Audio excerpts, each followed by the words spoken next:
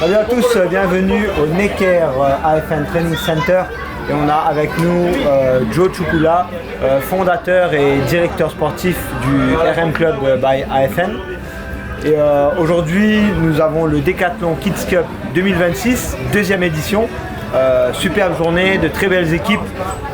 Quel est ton bilan un petit peu? Déjà le bilan, on est très heureux. On est très heureux de nouveau de proposer un événement qui est dédié aux jeunes, aux kids. On sait qu'il n'y en a pas beaucoup.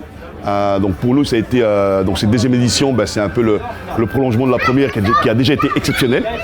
Donc voilà, donc on est vraiment heureux. On est vraiment heureux de pouvoir proposer ça aux gamins.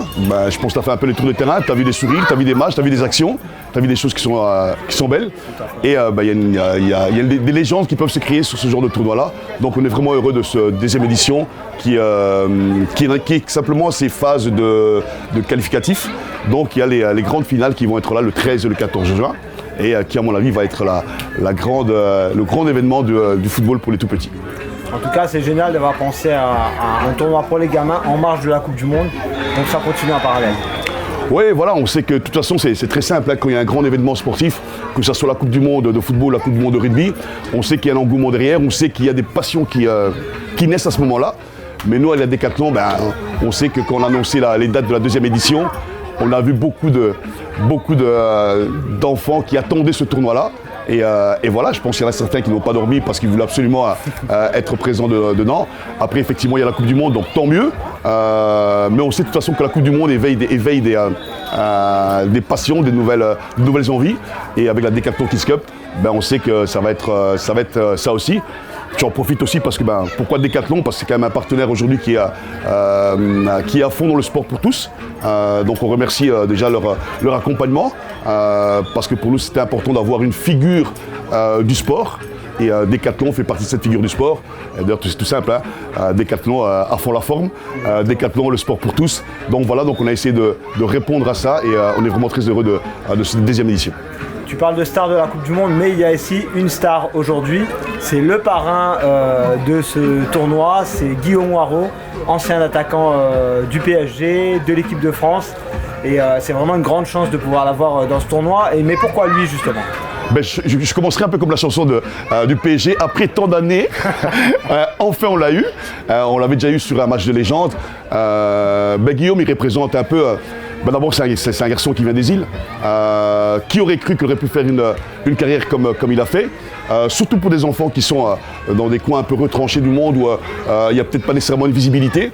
Donc pour nous, c'était important d'avoir Guillaume parce que c'est une personnalité qui, vu son parcours, donne des envies.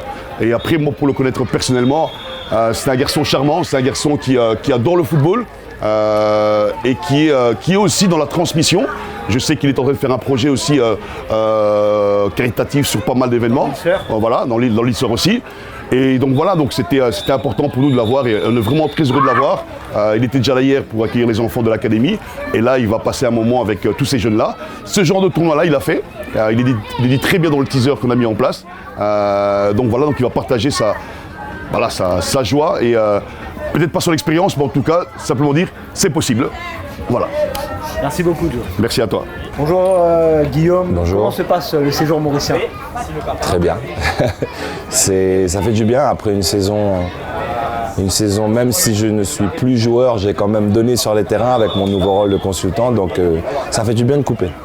Et aujourd'hui, parrain de Decathlon Kids Cup, donc parrain, un nouveau rôle pour vous? Oui, et il n'y a rien de plus beau que de voir les sourires des enfants, donc c'est déjà ça avant tout. Il faut un objectif quand on fait ce genre d'événement et c'est vrai que quand on le fait, on l'articule autour des enfants, c'est beaucoup plus facile de rassembler les gens. Donc Joe, quand il m'appelle pour prêter main forte et être le parrain d'honneur de cette Decathlon Kids Cup, ça a été avec plaisir. Et puis je suis à 30 minutes, je suis à La Réunion, donc c'est pas loin. Exactement, c'était facile pour moi d'être là. Dans l'actualité du football anglais qui intéresse beaucoup les Mauriciens, Liverpool vient de prendre un nouvel entraîneur, Andoni Iraola. On voit qu'il y a une tendance un peu d'entraîneur espagnol. On a Xabi Alonso qui a pris Chelsea, on a Unai Emery à Aston Villa. Qu'est-ce que vous pensez de cette tendance espagnole et est-ce que vous pensez qu'il va réussir chez les Reds? Je pense que les Anglais, ils savent plus faire du coach maison, donc ils vont chercher ailleurs. Non, bien sûr, il y a une forte dominance des entraîneurs espagnols. On le connaît, le football espagnol, dans les mœurs, c'est du ballon, c'est de la technique, c'est le Barça. Donc forcément, Guardiola, ce qu'il a fait à Manchester City, Unai Emery aussi ce qu'il fait. Donc tout le monde, c'est un peu tendance à avoir un coach espagnol. Maintenant, après, Liverpool, c'est un club mythique, historique de la Première Ligue. Et énormément d'émotions. On peut penser un peu à Marseille en France, donc on sait comment c'est pas facile de réussir dans ces clubs-là. Il faut prendre son temps, se donner les moyens. Maintenant, c'est un nouveau cycle aussi. Je pense que Mohamed Salah, voilà, il y aura l'après, tout ça, comme Guardiola qui part de City. Donc ce nouveau coach à Liverpool, en tout cas, on lui souhaite le meilleur et forcément la pression, elle est énorme. Si la Première Ligue c'est Superman, le PSG c'est un peu sa kryptonite. Ils ont éliminé tous les clubs anglais, ce que les Mauriciens ne comprennent pas trop. Il y a eu Liverpool, Chelsea, City, Aston Villa. Qu'est-ce qui se passe un peu? Comment ça se fait que depuis 2 ans, le PSG bat tous les Anglais? J'ai envie de dire, Paris a su mettre le football en avant, en priorité. On parle que de foot maintenant au PSG. Il y a eu l'étape... j'ai vécu la transition, l'arrivée des Qataris, la transformation du PSG, les stars qui arrivent. L'arrivée de Zlatan notamment. Voilà, exactement. Donc le focus, c'était de faire grandir la marque PSG par tous les moyens. Et puis David Beckham aussi qui vient chez nous. Donc on voyait qu'il y avait vraiment une envie de rayonner sur le monde entier, avoir de l'impact, du buzz. Aujourd'hui, on parle de foot. On veut faire rayonner la marque du PSG à travers les performances sportives. Donc déjà, ça a commencé avec avoir un chef d'orchestre, Luis Enrique, qui a les pleins pouvoirs. Et parce qu'il y a une hiérarchie à respecter. C'est vrai que les années précédentes, l'institution ne semblait pas être au-dessus. Des joueurs avaient certains passe-droits, certains raccourcis. Et ça crée des déséquilibres dans les vestiaires. Et ça, sur le terrain, tu le ressens. Là, aujourd'hui, il y a un collectif, il y a un coach qui prône le collectif. Son discours est toujours porté vers le collectif. Et les joueurs, ils s'inscrivent aussi là-dedans. Et en termes d'épanouissement qu'on voit sur le terrain, c'est juste fantastique. Les uns courent pour les autres, ça joue au ballon, ça fait des efforts. Il y a toutes les valeurs qu'on aime retrouver dans ce sport sont réunies là-dedans. Donc quand tu rajoutes à ça de la qualité, pour moi, Vitinha, c'est mon joueur préféré du Paris Saint-Germain. Et quand tu as des machines comme Hakimi d'un côté, Nuno Mendes de l'autre, et puis le ballon d'or Dembélé, ces mecs-là, ils arrivent à être au-dessus.